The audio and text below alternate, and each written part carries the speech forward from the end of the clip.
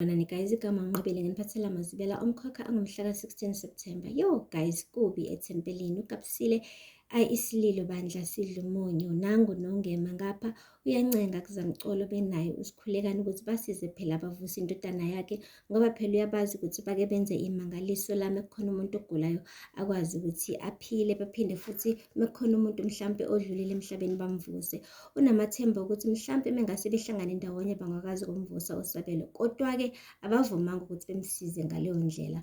UNdlovumane wathi ngeke mkhululu wami, isikhathi sokuthi manje sihambe le ndawo ayisaphephile, ayisakulungele nhlobo. Nangampela kukhulekani omane nje wahamba kanjalo nje ngamsizanga ungema.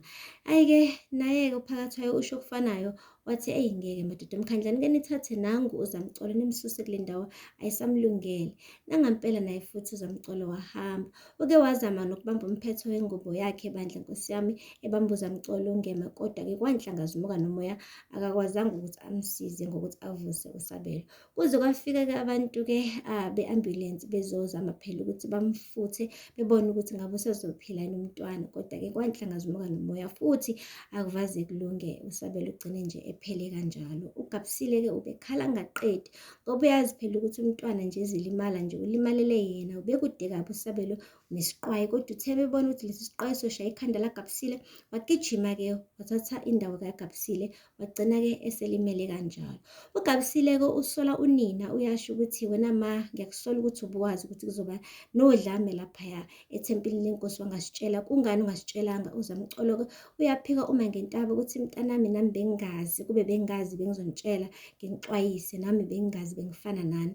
Hhayi-ke namadoda omkhandlu-ke ake aba nemithingi bezama ukudingida le ndaba le. uSiphamandla usola umfowabo, uyasho ukuthi ukuba ukhulekana akavaze avule ibandla lakhe ngaba sikho la sikhona namhlanje, kodwa phakathi uyasho ukuthi nathi sizinuka amakhwapha madoda, nathi sinesandla kulokhu ngoba sike khuluma nje impela sathi abasuke laphaya ethempelini, buka namhlanje kunjani.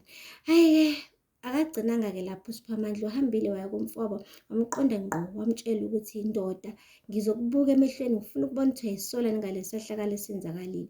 Uthi ukhulekani mina ngenzanga lutho, ngilandele nje ubizo lwami kuphela, kodwa uSiphamandla uyagcizelela ukuthi kunje kungenxa yakho namhlanje.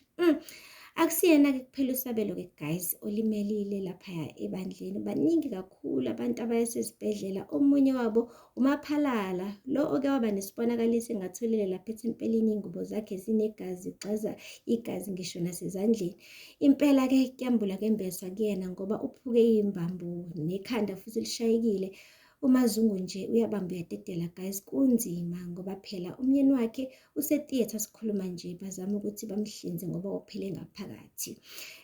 Guys, siyathemba ukuthi sonke lesehlakalo lesi sizovula amehlo abantu abaningi, kakhulukazi ukhulekani. Ayeke yonke lento ayenza ukuthi aqhekeke ibandla phakathi nendawo. Mhlampe-ke manje usezobona ukuthi akumelanga bebe amabandla amabili, kumele bebe ibandla elilodwa. Ayeke nokuthi ayibize ngomkhululi ebengesiyena. Mhlawumpe konke lokhu kwenzakalile ukuze bebone ukuthi kubaluleke kangakanani ukuthi besebenzisane nomfowabo uSiphamandla, bengaloke bexabana ngaso sonke isikhathi. Aphela lapho-ke guys amazwibela namhlanje. Ungakhohlwa ukusubscribe and like and comment. Until next time, bye.